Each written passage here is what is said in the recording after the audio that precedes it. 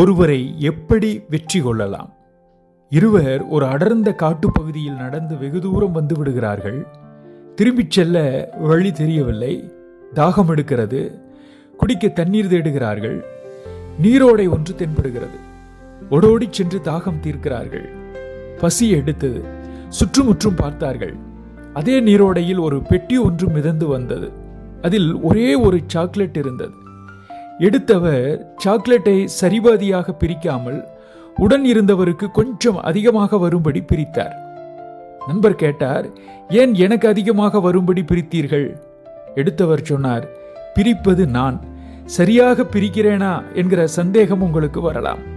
கொஞ்சம் பெரிதாக பிரித்து அதை உங்களுக்கு கொடுத்தால் சந்தோஷமாக நீங்கள் சாப்பிடுவீர்கள், நானும் மன நிம்மதியோடு சாப்பிட முடியும் என்றிருக்கிறார்.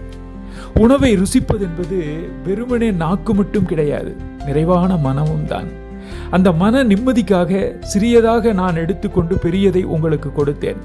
சிறிய துண்டு என்றாலும் உங்களை விட அதிகம் நான் சுவைத்து சாப்பிட்டேன். கிடைத்ததில் பிறருக்கு அதிகம் கொடுத்து அதில் சந்தோஷம் காணுகிற மனநிலை கொண்டவர்களை எல்லோருமே நேசிப்பார்கள்.